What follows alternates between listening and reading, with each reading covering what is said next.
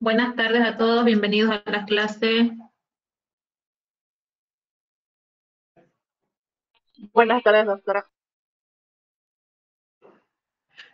Bien, creo que ya está la mayoría. Vamos a iniciar con un nuevo tema. Como ya hemos entrado a hablar sobre las infecciones, esta vez nos toca tocar sobre las infecciones intestinales o gastrointestinales, ¿ya?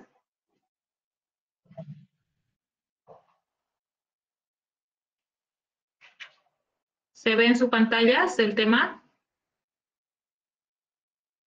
Sí, doctora. Ya. Espero que con algún grupo pasamos ayer con ustedes o de recién vamos a pasar desde mañana. Voy a verificar, ¿ya? No, desde mañana, ¿no? Vamos a comenzar con el grupo C1, C2 y el día jueves C3. Ya. Recomendación a lo que vi cómo trabajan en el laboratorio. De acuerdo a la cantidad de muestras que lleven ustedes para hacer el estudio, estoy hablando en este caso de urocultivo, se van a dividir en sus grupos, ¿ya? No esperen a que yo les diga, con usted trabajen, ustedes tienen afinidad de amistad y tienen que agruparse de acuerdo a eso, ¿ya? El día de ayer tuve inconveniente con el último grupo justamente, en la noche iba todo bien, hasta que me tocó trabajar con el grupo de la noche, es un grupo aparte de ustedes. Una mala desorganización para comenzar. Eh, no han repasado nada sobre las pruebas que se hacen en el área de bacteriología, donde se ocupan los medios de cultivo, ni siquiera la base, ¿no? Para hacer un análisis, una técnica, por ejemplo, tinción de Gram, tienen que venir con algo de conocimiento y yo en el día de las clases les voy a corregir, ¿no? Esas técnicas que ustedes han visto. No están ingresando desde cero, ya tienen la base teórica. En el laboratorio se va a implementar ya la parte práctica, pero para eso necesito que ustedes me digan por lo menos, doctora, aquí se ocupa esto, pero los tiempos no me acuerdo. Ah, ya tiene la base para trabajar y los tiempos yo les voy a hacer recuerdo o les voy a explicar cómo deben hacer. Pero si no vienen con algo de criterio, cuesta bastante realmente, ¿ya? Organización, por favor, les recomiendo. Las muestras de orina, claro, lo ideal es el de la mañana, ¿no ve? Pero busquen ustedes a personas, tal vez familiares, no sé, la urinaria, y que posiblemente podamos aislar con los medios que se ha preparado. Ya, busquen. Caso contrario, que no exista alguna persona con esta sintomatología, igual se trabaja con muestras de orina que ustedes lleven al laboratorio. ¿Ya? Vamos a trabajar. Lo que queremos aquí que ustedes sepan cómo desenvolverse cuando llega una muestra de orina y qué se procede para un urocultivo. ¿Ya? Lean entonces. Estudien la teoría. Pásense en el diagnóstico laboratorial, que está en el tema justamente de teoría, ¿no? En esta parte se hace esto, en esta otra parte, y ya de ahí nosotros vamos a arrancar, ¿no? La explicación. ¿Entendido? Sí, doctora. Ya, por favor, les recomiendo eso, ¿ya? Hoy día también tuve un inconveniente con un grupito que yo les dije, no, vamos a hacer examen directo y todos se iban a hacer examen directo, vamos a hacer esto, todos se iban. No, hay que organizarse. Como ven ustedes, aquí ya se aplica todas las técnicas que han escuchado en las otras materias, pero necesitamos trabajar organizados, ¿no? Dos personas allá, una persona allá, dos personas allá, dependiendo de la cantidad de, de personas, ¿no? Que estén en cada subgrupo. ¿Ya? Bien. Preferir avisarles a su debido tiempo para que no cometan ese error. Hay más de yapa.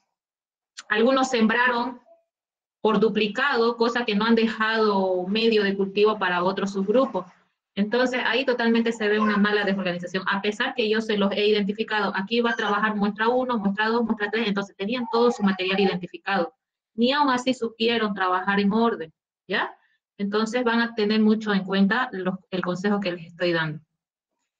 Bien, vamos a pasar entonces a hablar sobre las infecciones gastrointestinales, que es otra de las causas muy común, ¿no?, que solicita el médico para ver realmente quién es el agente causal de estas infecciones a nivel intestinal. Las diarreas son producidas por infecciones gastrointestinales, ¿no?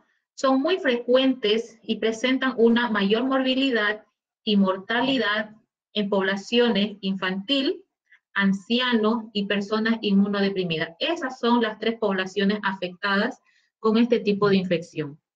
Además, dice, dependiendo de la epidemiología con la que cursen, pueden llegar a tener una trascendencia mundial, internacional o restringida, ¿no?, a determinadas comunidades. Todo va a depender de las condiciones socioeconómicas de los países en vías de desarrollo, los cuales propician la elevada incidencia de las diarreas infantiles. En este grupo entramos nosotros, ¿no?, en países en vías de desarrollo. Las condiciones socioeconómicas se refiere al saneamiento, ¿no?, básico, que llegan a toda la población.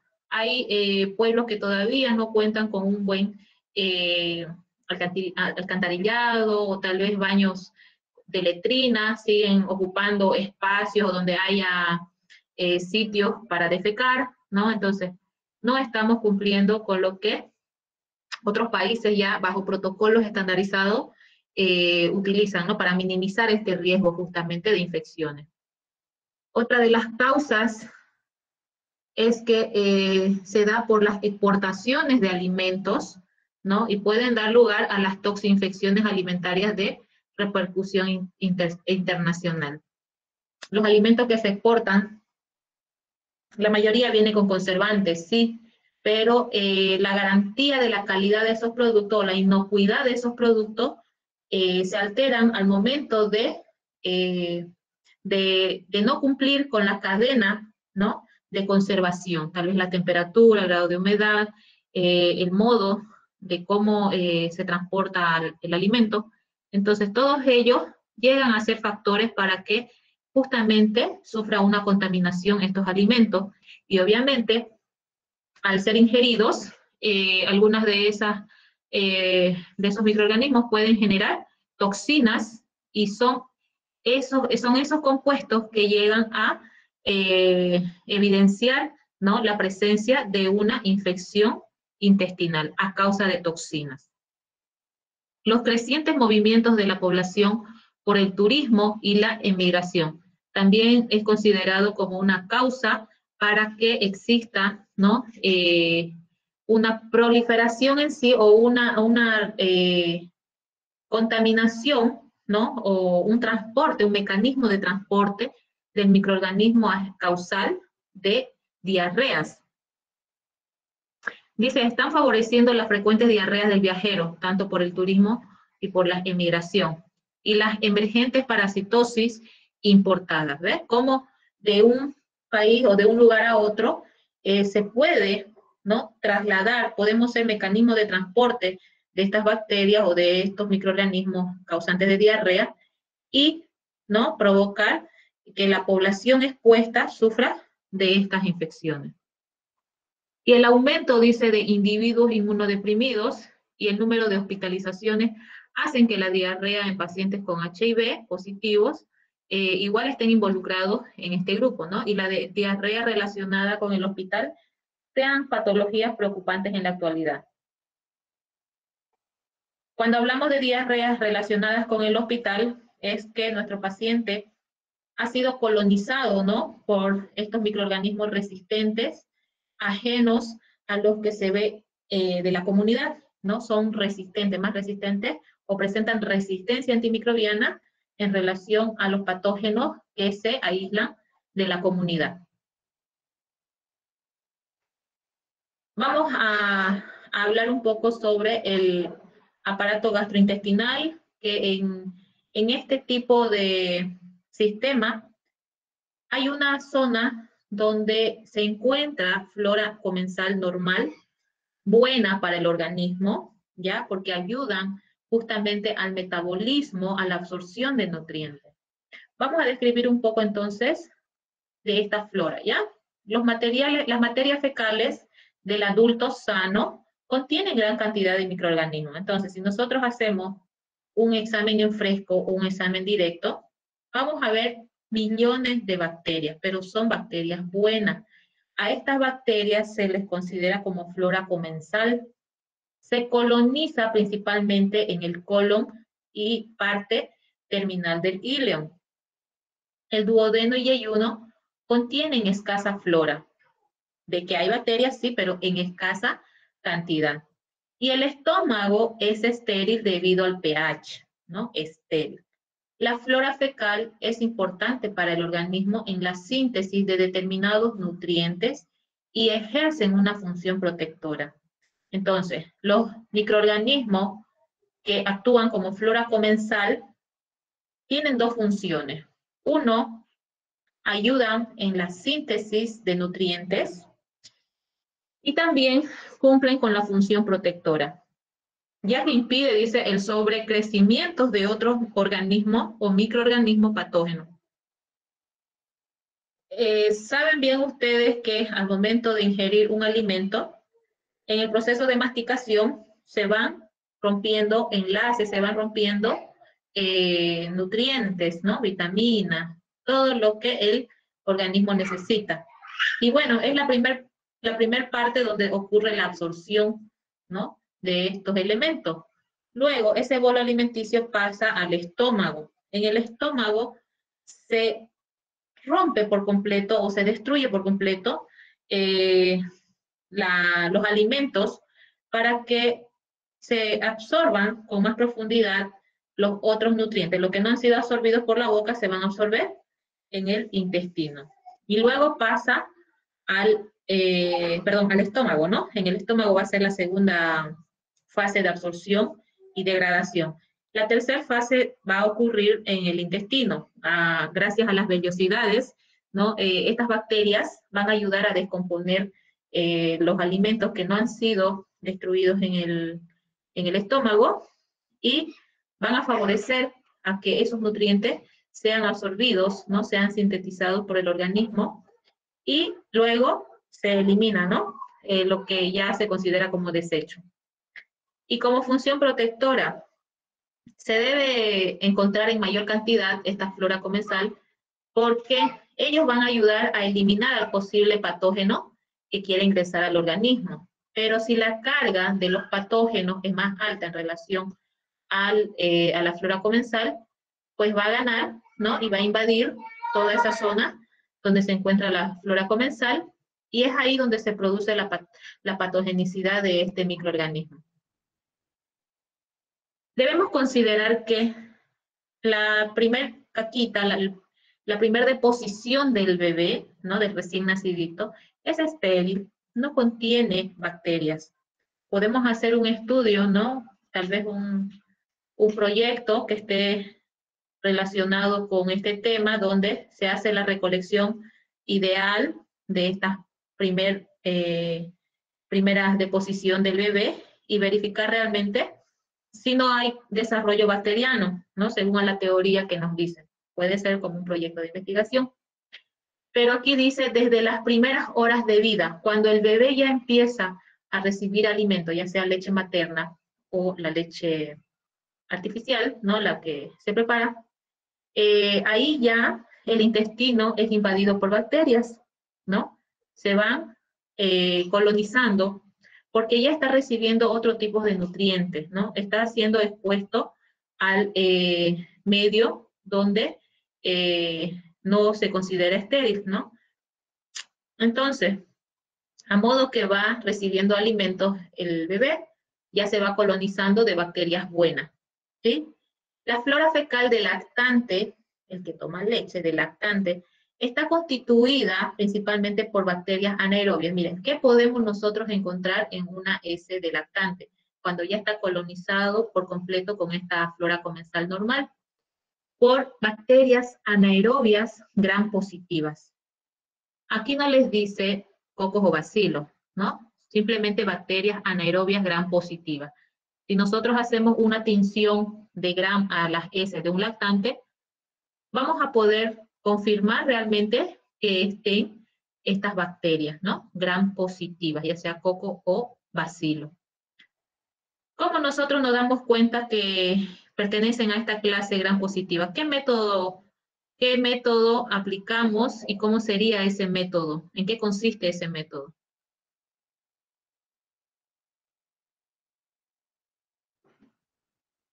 ¿Alguien podría responder a la pregunta?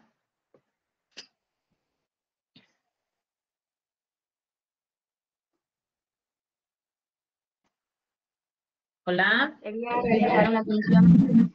Ya, vamos a realizar una tinción de gram. La tinción de gram consiste en la coloración. ¿Utilizando qué?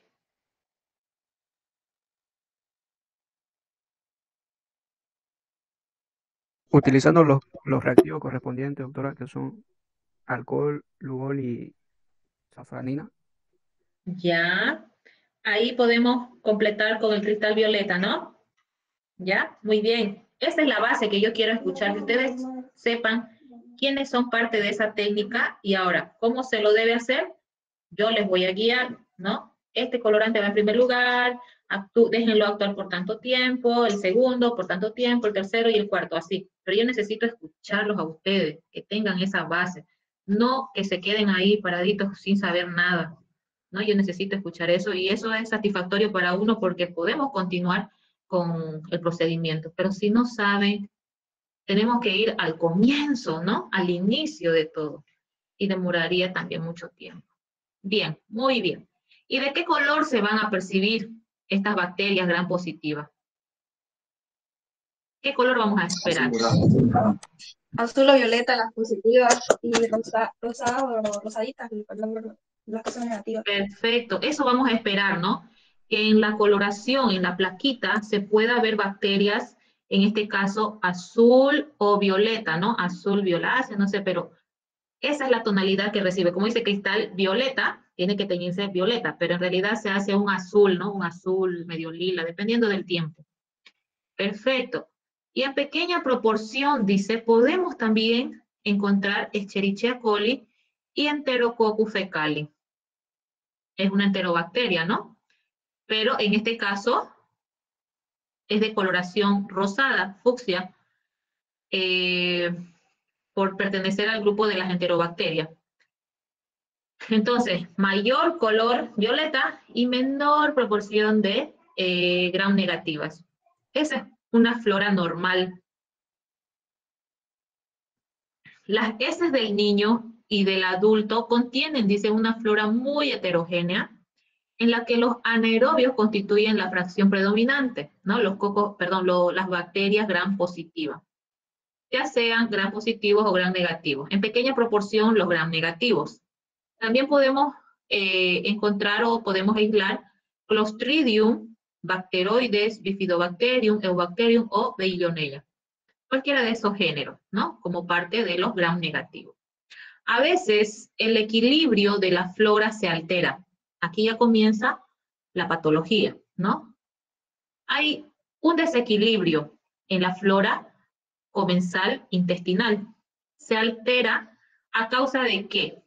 Por administración de antibióticos y sobrecrecimiento o intrusión de algún microorganismo patógeno que da lugar a una disbacteriosis, que puede ocasionar problemas digestivos. Disbacteriosis, que disminuye la flora comensal y, por ejemplo, si se va a ver en mayor cantidad los gram positivos en una S normal, en este caso hay una alteración, se vuelca.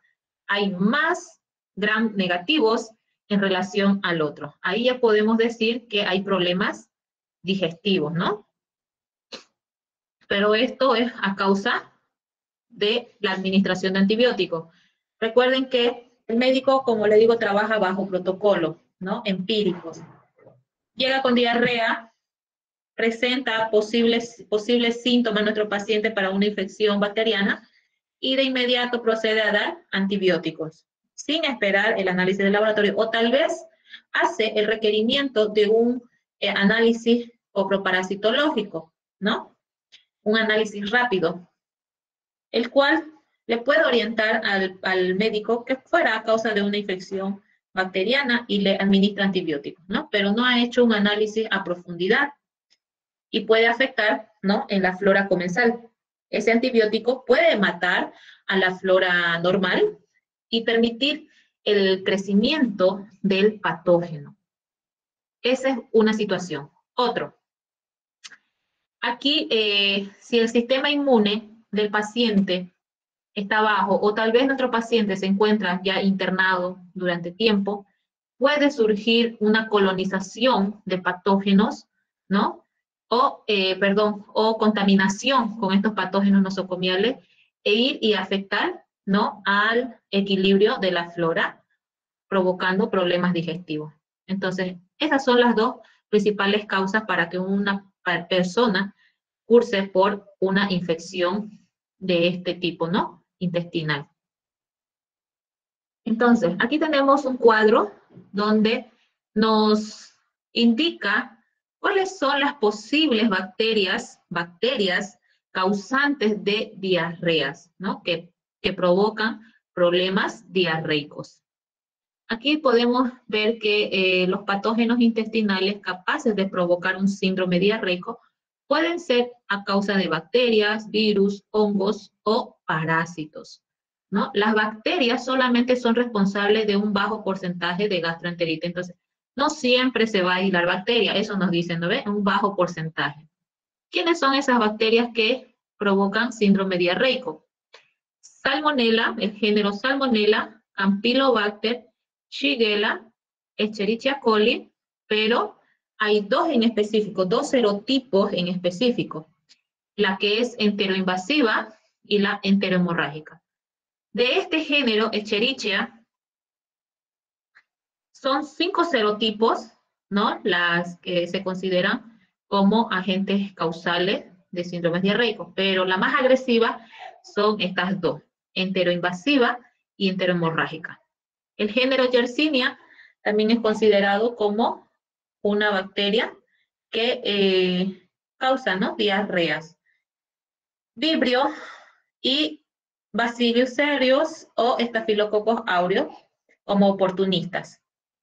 Las especificaciones miden a qué edad se han aislado esta bacteria.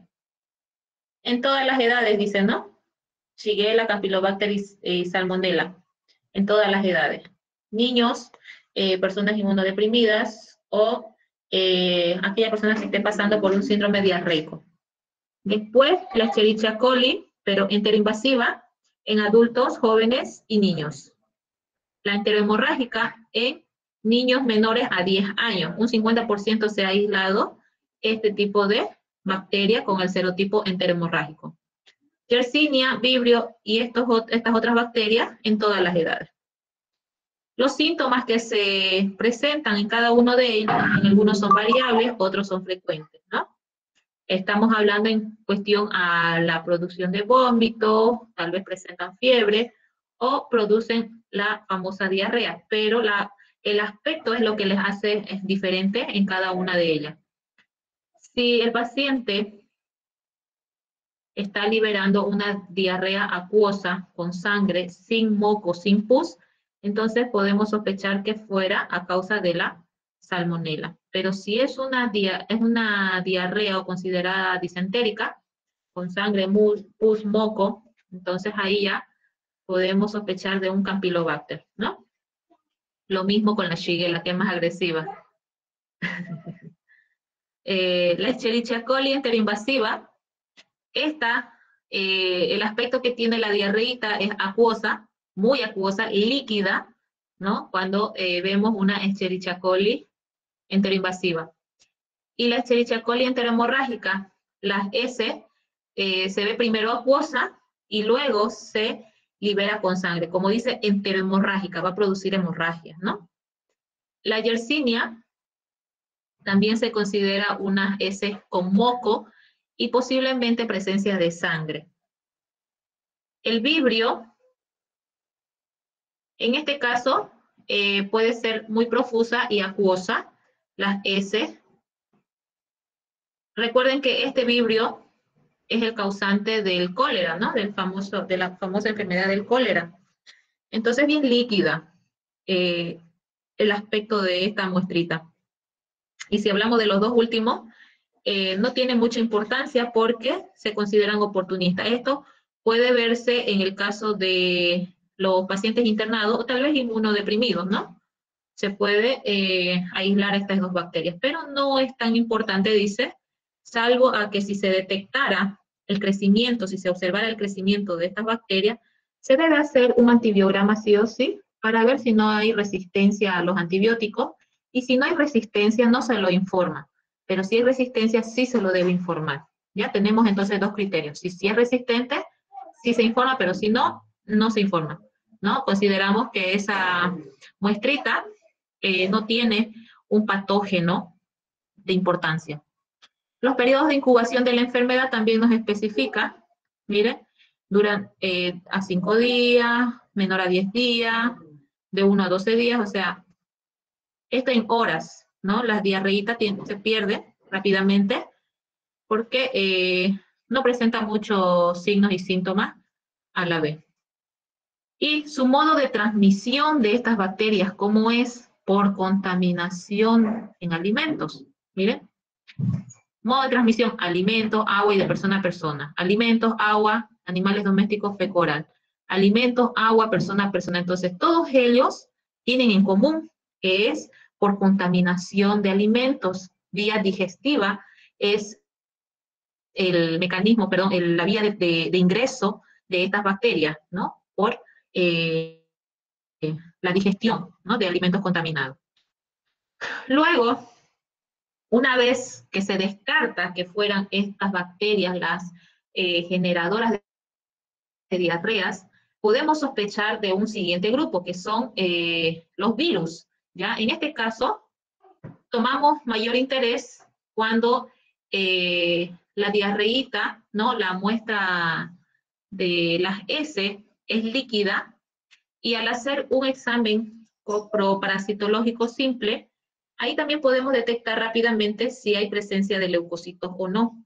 Si es una diarrea que presenta escasa cantidad de leucocitos, y si mejor si hacemos una tinción y vemos que predominan linfocitos, ya nosotros lo direccionamos a una infección de origen viral. ¿Y cuáles vendrían a ser esos virus? Un ratito, por favor, ya, mi hijito vino.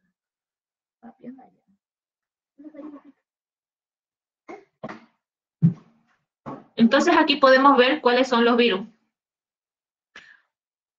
Adenovirus entérico, ¿no? Aquí vemos en el... Ay, ¿dónde está?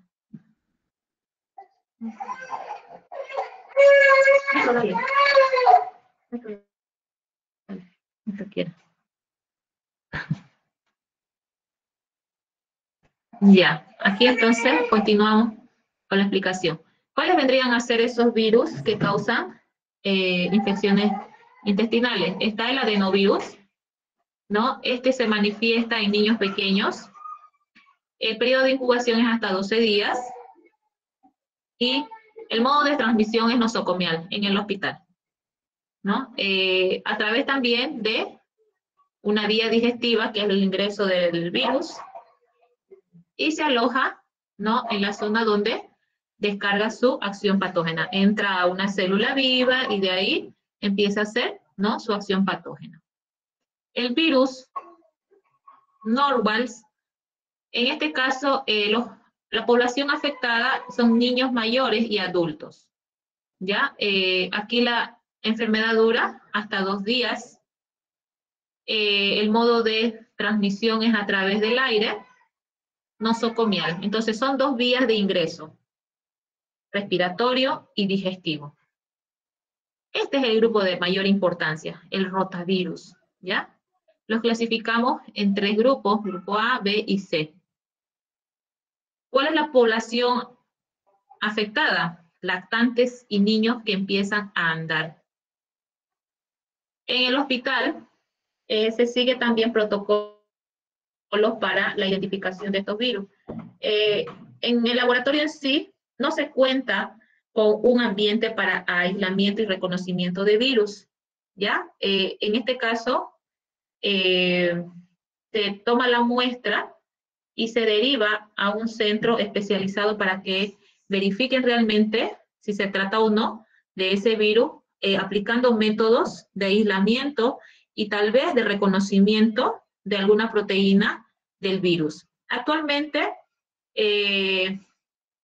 ya se está implementando, ¿no?, técnicas más rápidas para la detección de este grupo, ya que se considera el más agresivo, el que más afecta a los niños, ¿ya? Por ejemplo, el rotavirus del grupo B afecta a niños y también a adultos. Y como ven, el rotavirus del grupo C también afecta a lactantes, niños y adultos. Entonces, la población más afectada con este virus son los lactantes y los niños. El periodo de incubación es hasta 7 días, el periodo de la enfermedad. En este caso, cuando es un cuadro viral, la recuperación es más rápida, ¿no? El médico tal vez receta un antiviral para aliviar, ¿no?, los signos y síntomas tal vez de la enfermedad, pero es muy corto el periodo de la enfermedad en relación a las infecciones bacterianas. Igual, aquí la contaminación es por alimentos, ¿no?, contaminados, y la vía de ingreso de este virus obviamente es digestiva, ¿no? Cuando el niño ingiere un alimento que esté con heces contaminadas con este virus, ¿no?, con rotavirus. Pero si no hay presencia de estos virus, o tal vez en el análisis coprológico simple no hay detección de leucocitos, de linfocitos, podemos sospechar que sea a causa de parásitos, ¿no? Como la otra población que son los inmunodeprimidos, ellos generalmente se han visto, ¿no?, afectados por parásitos. Y también los lactantes. En este caso, entonces, se debe hacer un examen microscópico mezclando las heces con una gota de solución fisiológica y en otro portaobjeto con Lugol, y se hace, ¿no?, la observación, la búsqueda del posible parásito que está provocando la diarrea. ¿Cuáles vendrían a ser esos parásitos más comunes? Aquí está la Giardia lamblia, Cryptosporidium varum. En pacientes con HIV es donde más se detecta. Isospora belli, Blastocitis homini, ¿no? Son amebas, la mayoría de ellos, que producen este tipo de diarreas líquidas, ¿no? En algunos casos con algo de moco. Bien, hasta ahí sería la explicación sobre el agente causal o los agentes causales de infecciones gastrointestinales. Si un paciente tiene esa sintomatología, que tiene diarrea, a veces se manifiesta con fiebre, ahí entonces debemos nosotros actuar, ¿no? El médico solicita el examen, ya sea un coproparasitológico más coprocultivo, porque hay presencia de fiebre en algunos casos, y nosotros iniciamos desde la toma de muestras, desde la fase preanalítica, ¿no? En la fase preanalítica consideramos desde la recepción de los datos del paciente, teléfono, dónde vive, ¿no? Hasta eso debemos preguntar dónde vive. Hay zonas donde hay mayor incidencia de casos, ¿no?, de parasitosis, o qué se puede esperar de un análisis. En la fase preanalítica también tenemos que actuar nosotros utilizando los criterios de aceptación para una muestra. Y obviamente la identificación del mismo, ¿no?, con el código, la edad.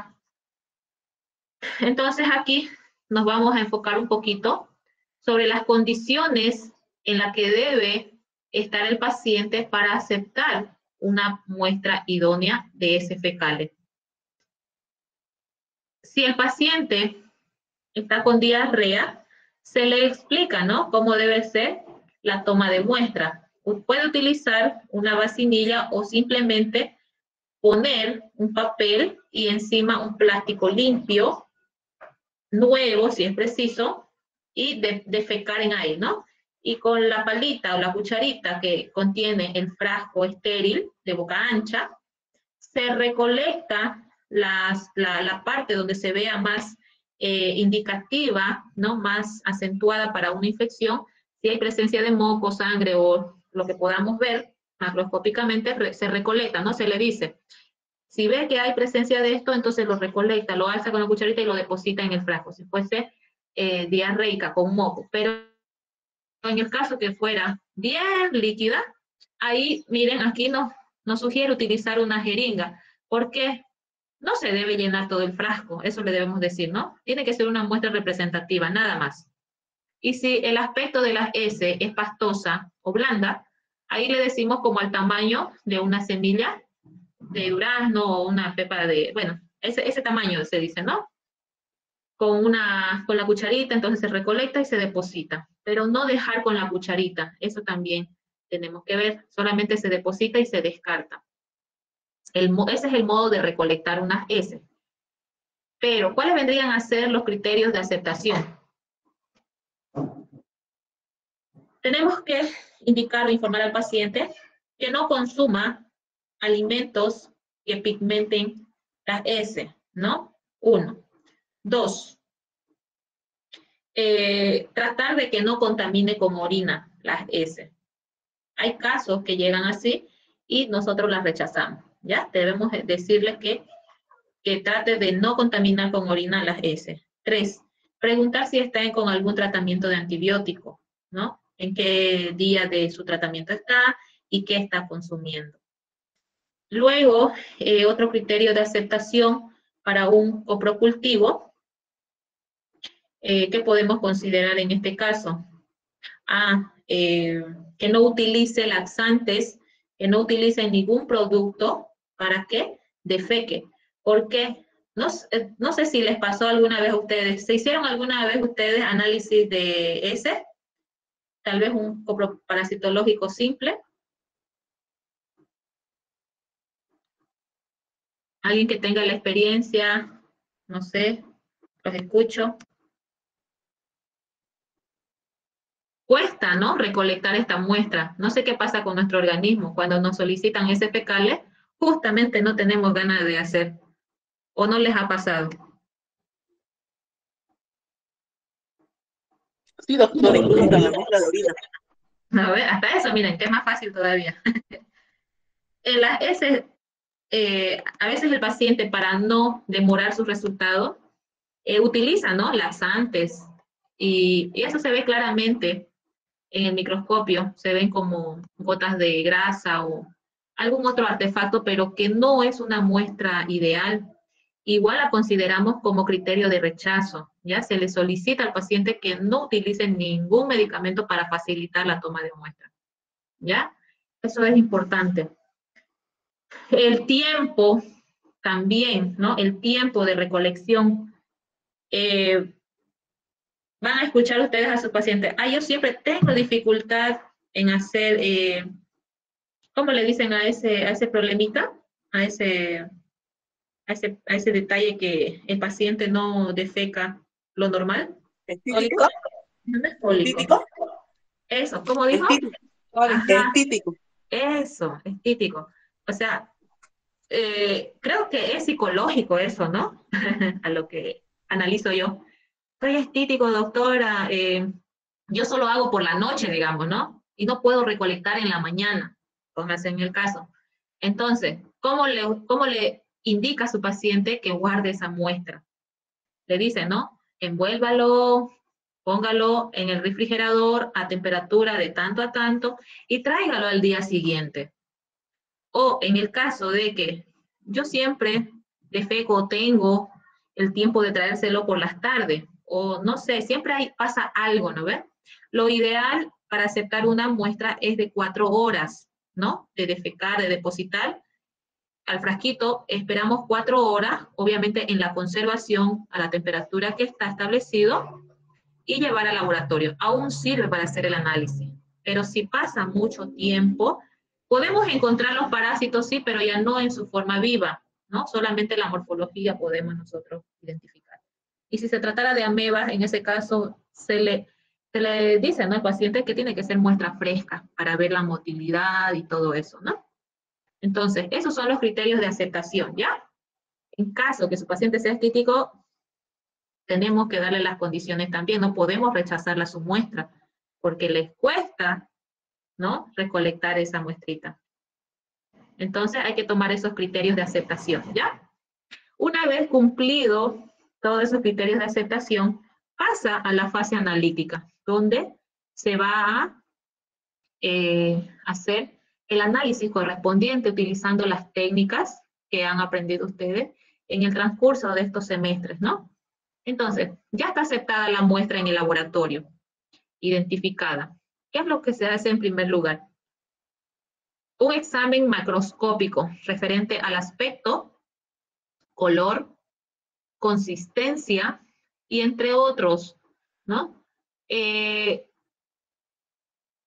luego se hace un examen microscópico, ¿no? En un portaobjeto, se coloca una gotita de solución fisiológica, se mezcla con una pequeña porción de heces y directamente a observar. No se debe esperar, ¿no? Directamente se observa. ¿Qué vamos a observar de las heces?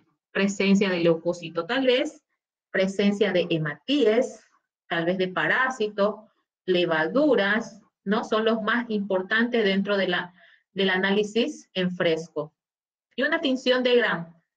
Se hace un extendido, ¿no? No toda la placa, un extendido homogéneo circular de las heces fecales, se deja secar y se va a proceder a la tinción.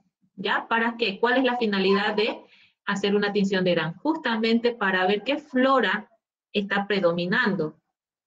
Tenemos que ver que exista mayor cantidad de Gram negativo o positivo. ¿Qué nos decía la literatura? ¿Qué nos decía la teoría? ¿Qué tipos de bacterias vamos a ver en mayor cantidad? ¿Gram positivos o gram negativos? Positivo. Gram positivo, ¿no ves? Y si vemos lo contrario, entonces ya hay una disbacteriosis, hay una alteración de la flora. Y gracias a la tinción de Gram vamos a poder diferenciar eso, ¿ya? Luego procedemos a sembrar, hacer la siembra en agar sangre, agar McConkey, agar SS, caldo selenito, caldo peptonado o caldo de peptona y medio saburó. El agar sangre, si hay desarrollo microbiano o bacteriano en este medio, hacemos, ¿no?, el análisis correspondiente si es coco o bacilo, pero debemos considerar que en el agar McConkey es selectivamente para el desarrollo de bacilos gram negativos, ¿no? Si son las colonias iguales, entonces yo descarto el análisis de un agar sangre y procedo a trabajar con el McConkey. Si hay desarrollo en este, voy a sospechar entonces que sean enterobacterias. Y dentro de las enterobacterias están las patógenas que hemos mencionado en la tabla, Salmonella, Shigella, ¿no? Y si hay desarrollo en este de aquí, dentro de las 24 horas, con colonias representativas, si hay puntos negros, ya decimos nosotros que se trata del género Salmonella, ¿no? Pero en el caso que no tenga una colonia representativa y siga existiendo el crecimiento en este medio, hacemos la galería bioquímica junto con su antibiograma, ¿ya? Si es que hay solamente desarrollo en este medio y no en este. Pero si hay desarrollo en el agar sangre y las colonias son pequeñitas o no se igualan al agar McConkey, aquí ya hacemos la diferenciación para cocos, ¿ya? Aquí el que menos frecuente se ve es el Staphylococcus aureus, decía, ¿no ve? O los enterococos. Ya aquí, de este medio, nosotros podemos hacer pruebas bioquímicas para su identificación, ¿ya? Del agar sangre. Del McConkey para bacilos gram negativos, una galería bioquímica. Y si es del SS, si hay desarrollo, o con puntitos negros, o tal vez las colonias son transparentes, en forma de gotitas, dice la teoría, podemos sospechar que fuera Shigella.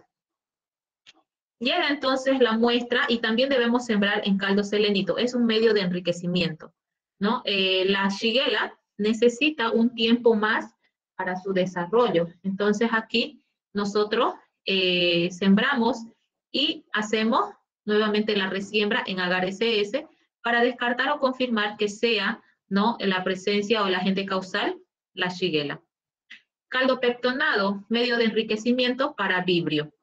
Nada más, ¿ya? Medio de enriquecimiento para vibrio. Y este de aquí, este es el agar TCBS, quien especifica, es un medio diferencial justamente para vibrio. Ya solo esta bacteria va a poder crecer en este medio. Y por último tenemos el agar saburó o medio saburó, que al sembrar las S en este medio, solamente nos va a identificar la presencia de cándida, ¿no? Hongo, levaduras, perdón, cándida. Bien, en esto entonces consiste un diagnóstico laboratorial. Ustedes tienen que hacer seguimiento por 2 días, ¿ya? Primer día se hace la siembra, se incuba 24 horas y se hace el análisis, ¿no? Donde hubo desarrollo y de acuerdo al desarrollo, ¿no? Se hace las pruebas bioquímicas para la identificación de género y especie, junto con el antibiograma. Esa es la forma de trabajar para un coprocultivo, ¿ya? No es de un día el trabajo, es hacer un seguimiento de 2 días, de 48 horas o prácticamente para informar son 3 días. Adelante.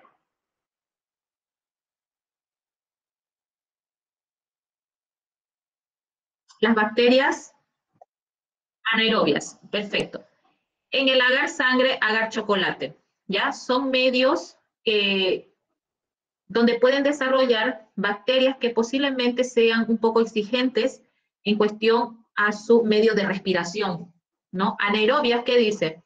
No necesita de oxígeno para su desarrollo, al contrario, estas bacterias van a necesitar otro medio de respiración, que es el dióxido de carbono, ¿ya? ¿Cómo lo hacemos en el laboratorio? Ponemos en una lata estos 2 medios, agar sangre y agar chocolate, introducimos una velita y lo tapamos de inmediato. La vela va a generar humo, ¿no?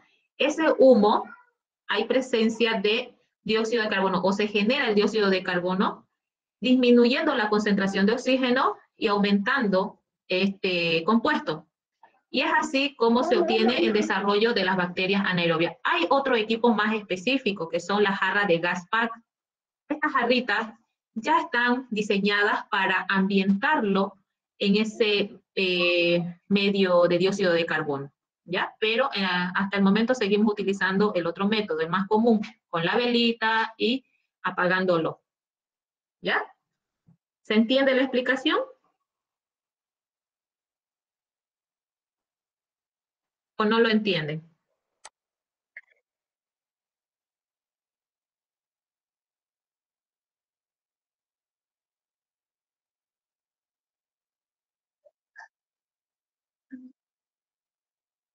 Ya, no es la caja Petri, sino hay que ocupar otro recipiente, introducir la caja Petri ya sembrada, ¿no ves? Sin abrirla, ¿ya? Introducirla, tanto agar sangre como agar chocolate, si estamos hablando de bacteria anaerobia, y ahí mismo colocar una velita, ¿ya? Para que esa velita genere dióxido de carbono y disminuya la concentración de oxígeno. Todo tiene que estar bien cerradito y llevar a incubar. Ese es el procedimiento que nosotros hacemos. Voy a tratar de llevar una lata. Veo que la estufa es pequeñita, entonces no pueden entrar esas latas grandotas, ¿no ves? Voy a tratar de llevar una lata más pequeña. O tal vez ustedes tengan algún recipiente de plástico o metálico, cuadradito, redondito, donde puedan ingresar estas cajas Petri y podamos darle ese ambiente, ¿no? De dióxido de carbono. Por eso dice anaerobia. Cuando dice bacterias aerobias, en este caso sí o sí se desarrollan en presencia de oxígeno, necesitan oxígeno para su respiración, ¿no?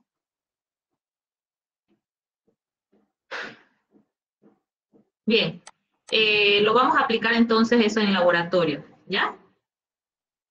Después queda lo demás entendido, cómo se debe hacer el procedimiento de un coprocultivo. Perfecto. Pasamos entonces a describir, ¿no? Sobre los agentes causales y todo lo que es más resaltante de cada enfermedad, ¿no? A causa de estas bacterias, ¿ya? Por ejemplo, la salmonelosis desde el punto de vista clínico, dice, pueden distinguir dos grupos según la patología que ocasionan. Una está producida por salmonelas entéricas, de serotipo, dice aquí, ¿no? Este es el género y esta es la especie, Salmonella entérica. De serotipo Enteritidis, Typhimurium y Soleraceus, que dan lugar a cuadros de gastroenteritis, ¿no? Y las salmonelas tíficas, esta es la que nosotros detectamos en el laboratorio, las tíficas. En este grupo está la de serotipo Typhi y la de serotipo Paratyphi, ¿ya? Con menos frecuencia, dice, los serotipos Paratyphi A, B y C, que ocasionan cuadros febriles sépticos y a veces diarrea. Entonces, si el paciente está con diarrea, está con fiebre elevada, podemos sospechar de una salmonelosis.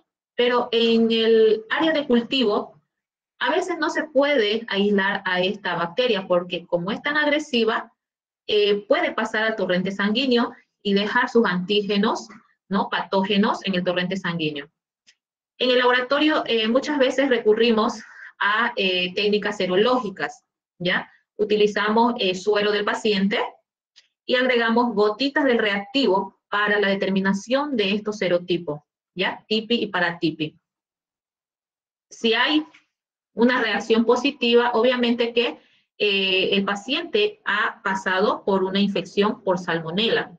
Y si esta enfermedad, si esta infección sigue su avance, por eso dice febriles sépticos, si sigue manifestándose la fiebre junto con la diarrea, puede llegar a ocasionar problemas articulares, ¿ya? Cuando hablamos de la salmonela entérica, se considera que es la causa más frecuente de diarreas infecciosas a nivel mundial, responsable del 10 al 50% de todas las diarreas bacterianas. Los animales, y sobre todo las aves, constituyen el reservorio más importante del microorganismo. Entonces, ¿quién es el reservorio? ¿Dónde va a estar la salmonela presente? En los animales. Y si el alimento está contaminado con estas heces de estos animales, obviamente que el humano va a poder contraer, ¿no?, esa contaminación por salmonela y ocasionar la patología que es una diarrea, ¿no? Se transmiten al hombre a partir del agua y múltiples alimentos, dicen, ¿no? Sobre todo huevos de aves contaminados, mariscos y carnes de animales infectados o en contacto con estos microorganismos. Hay un dicho que el huevo, ¿no?, si lo comes crudo, te puede dar salmonela, dicen, ¿no? Entonces, ahí vemos que si no están bien cocidos los alimentos en general, se puede contraer, se puede infectar con esta bacteria. Las causas desencadenantes de la diarrea es la invasión, dice, de la mucosa del intestino delgado, con la consiguiente lesión del epitelio junto con la producción de una enterotoxina. Es de esa forma que llega al torrente sanguíneo. Esta bacteria, como presenta varios flagelos, varios pilis, entonces rápidamente invade, ¿ya? Se mueve rápidamente y va a invadir al epitelio intestinal para provocar lesión. Y al provocar la lesión, esta también va a liberar toxina, ¿no? Y las toxinas van a pasar al torrente sanguíneo. Y es ahí donde va a surgir la patogenia de esta bacteria, ¿no? Se va a manifestar bajo signos y síntomas en el paciente. Caracteriza, dice, por un periodo de incubación de 12 a 48 horas. 2 días que esté la bacteria en nuestro organismo, ya se va a empezar a manifestar, ¿no?, los signos y síntomas. Uno, que es la diarrea. De 2 a 6 días de duración, dice, miren, la diarrea, con 8 a 15 deposiciones abundantes. Casi todo el día defecan, ¿no? Y fétida, ¿no? Esas heces son bien fétidas. El aspecto es acuoso, presenta náusea, vómito, fiebre con escalofríos, anorexia, astenia, cefaleas, dolores abdominales difusos, y raras ocasiones se presenta con deshidratación e hipotensión y puede producir un shock, ¿no?, que puede provocar hasta una insuficiencia renal aguda. Mire cuán agresiva es esta bacteria. Comienza desde una diarrea se empeora, se empeora, se empeora hasta provocar una insuficiencia renal aguda. Pasamos al siguiente agente, que es la Shigella. La Shigella produce shigellosis, como dice el nombre. Existen 4 especies, la Dysenteriae, Flexneri, Boydii y Sonnei. Esta es la que causa las diarreas, ¿no? Más seguido las Dysenteriae, las famosas diarreas disentéricas. Están implicadas en la producción de la diarrea llamada disentería basilar. La shigellosis afecta a niños de 6 a 10 años durante los meses cálidos y causa epidemias, dicen, ¿no? En comunidades cerradas. La transmisión es siempre de persona a persona o a través de contaminaciones de alimentos. La cantidad de microorganismos que deben ser ingeridos es muy pequeña, pero este escaso número de bacterias se multiplica rápidamente en el intestino delgado. Si la carga, la concentración de bacterias de la Shigella ingresa al organismo, esta rápidamente tiende a replicarse, a desarrollarse, ¿no? En el intestino delgado. Y en unas 12 horas alcanza altas concentraciones. Rara vez penetran más allá de la submucosa, por lo que la bacteria es excepcional, dicen, ¿no? Por su rapidez de desarrollo. El cuadro clínico se caracteriza por fiebre, dolor abdominal, de tipo cólico y escasa deshidratación. La diarrea por Shigella sonnei es autolimitada, que dura 2 semanas y a veces es asintomática. No es tan agresiva en relación a la salmonela, pero sí, ¿no? Se replica o se multiplica bastante rápido. Es por eso la importancia de esta bacteria en las diarreas. El otro agente causal es la Escherichia coli. Como se ha mencionado al comienzo, los 2 serotipos de mayor importancia es la enteroinvasiva y enterohemorrágica. Existen 5, ¿no? Aquí vamos a describir 4 de ellas. Están las denominadas Escherichia coli enteropatógenas. Estas son capaces de producir cuadros diarreicos por colonización del intestino delgado, pero no poseen poder invasivo, ni producen toxinas. Se consideraría una disbacteriosis su acción consistente en una destrucción a las microvellosidades y adherencia de las bacterias a la superficie luminar lesionada, ¿no? Son causas de enteritis epidémicas en una población infantil. No es de mayor importancia, pero sí puede producir una disbacteriosis, ¿no? Es decir, que va a destruir la flora comensal intestinal, ¿no? Y esta es la que va a desarrollarse en mayor cantidad para producir la lesión. En sí, esta bacteria no produce toxina, pero la misma bacteria es causante de colonizar, ¿no? En las superficies, dice, ¿no? Se puede adherir en las microvellosidades, se adhieren para formar una lesión, una pequeña lesión, ¿ya?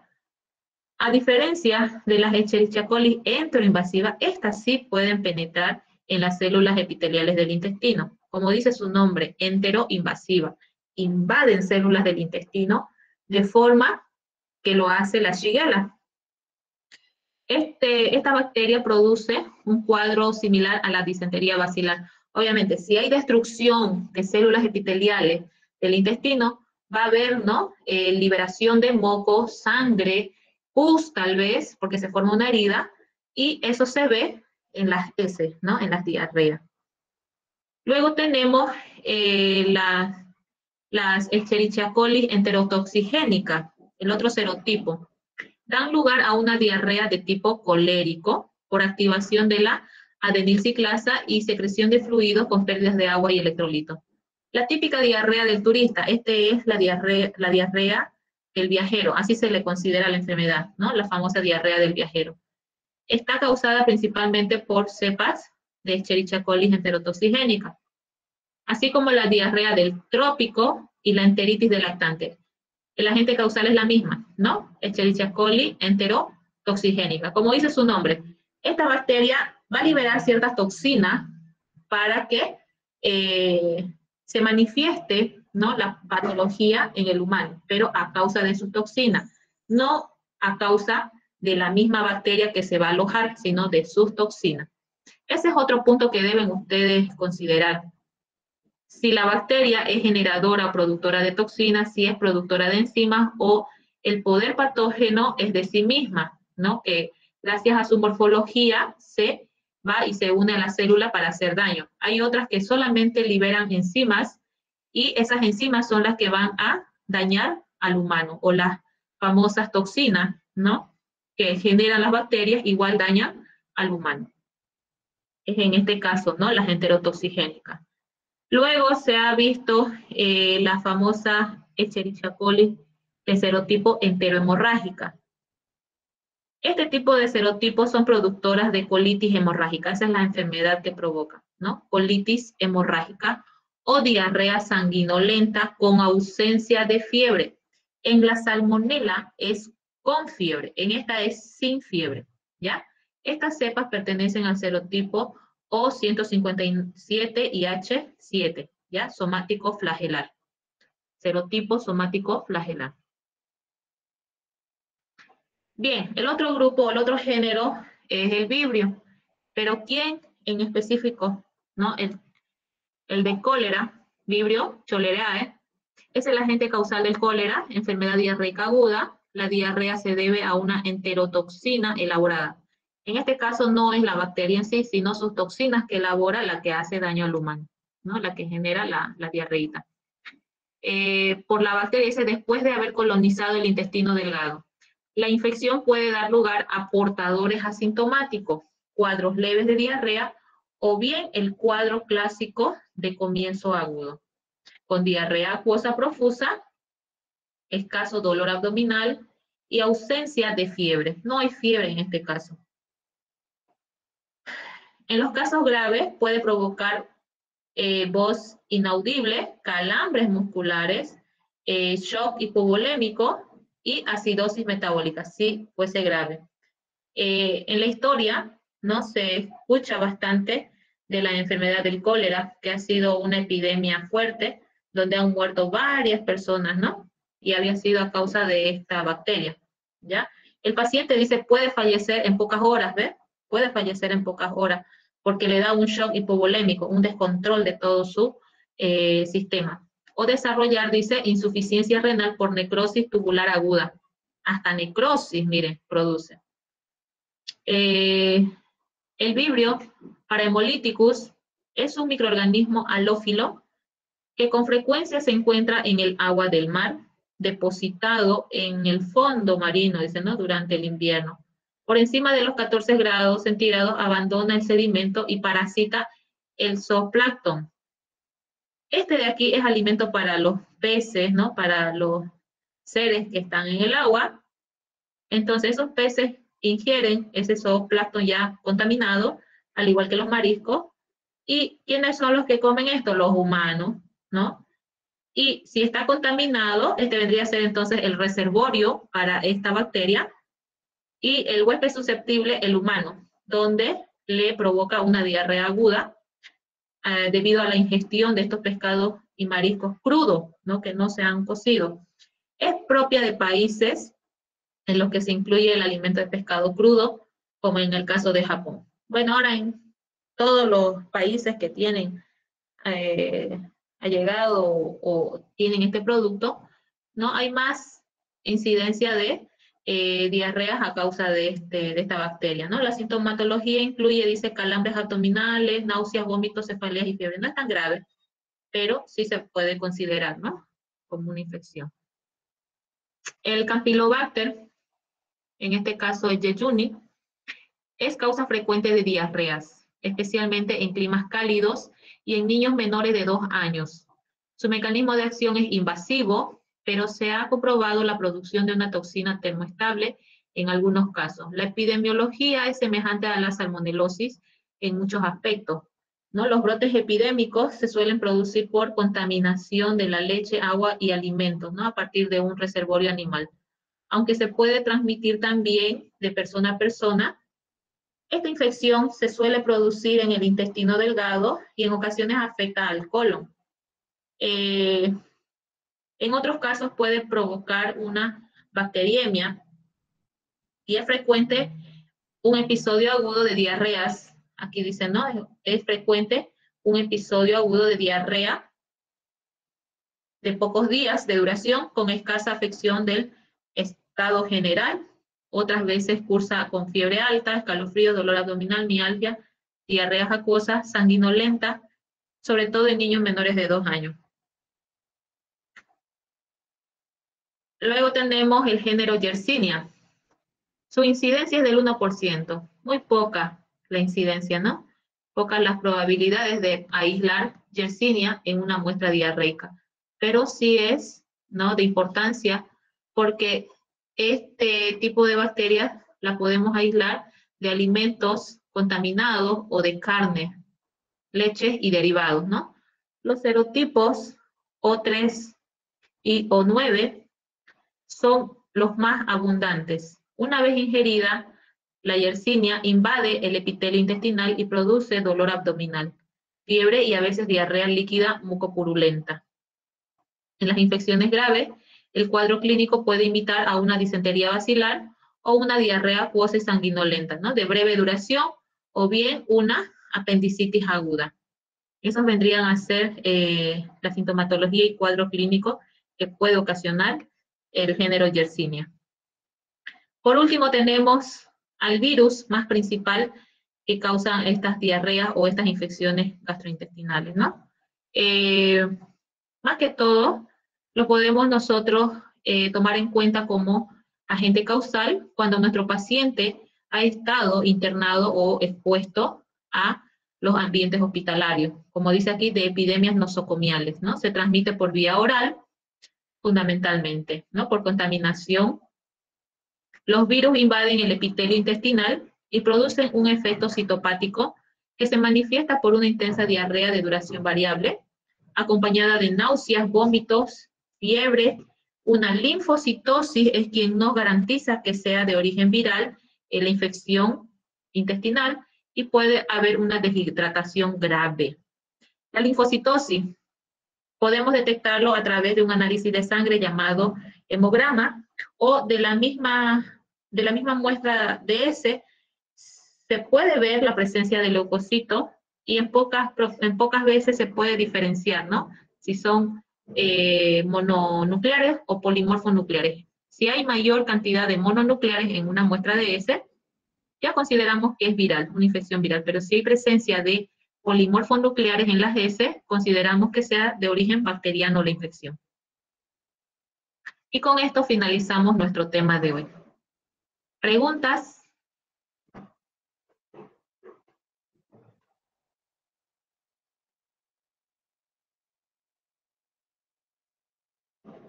Hola, ¿están ahí? Sí, doctora. ¿Alguna pregunta que tengan?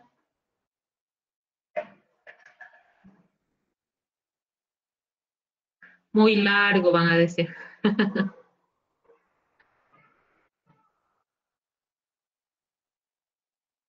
¿Ninguna?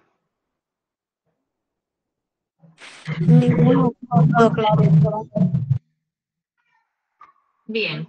Esperemos que hayan recepcionado la información, ¿no?, referente a este tema y cuáles son los principales agentes causales y hacia dónde nos vamos a dirigir para el análisis.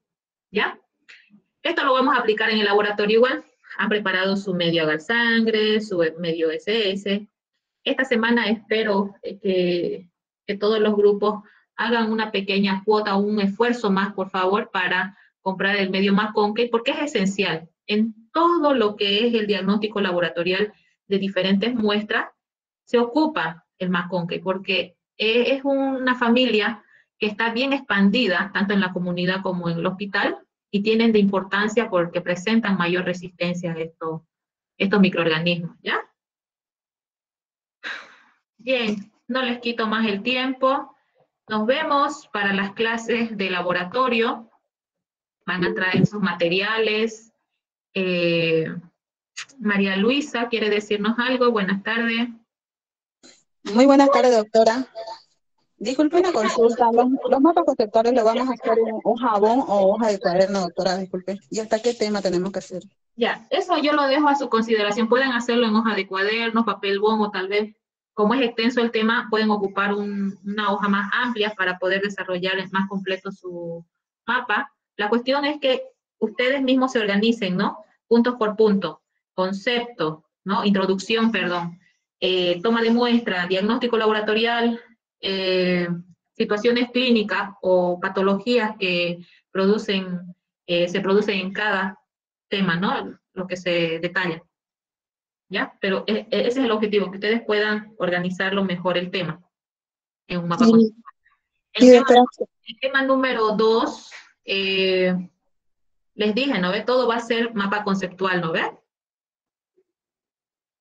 Todos los temas lo van a hacer en forma de mapa conceptual, les dije, ¿no ve? Todo lo que vayamos a avanzar. sí, doctora. Ya, vayan entonces haciendo, no lo dejen para el último. Clarito se ve cuando lo dejan para el último, solo extraen subtítulos, subtítulos, subtítulos, sin nada de conceptos. Doctora, ¿para cuándo eso vamos a presentar? Disculpe. Yo les voy a avisar anticipado. Prefiero hacerlo de forma presencial en unos horarios de sus laboratorios, ¿ya? Recuerden que solamente ya hay 2 semanas, esta semana y la próxima semana, creo, para avanzar, y se aproximan ya sus parciales.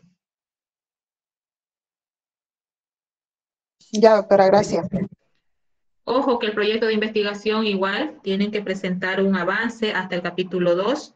Ahí les he dado pautas, ¿no? Donde pueden direccionar su proyecto de investigación, ¿ya?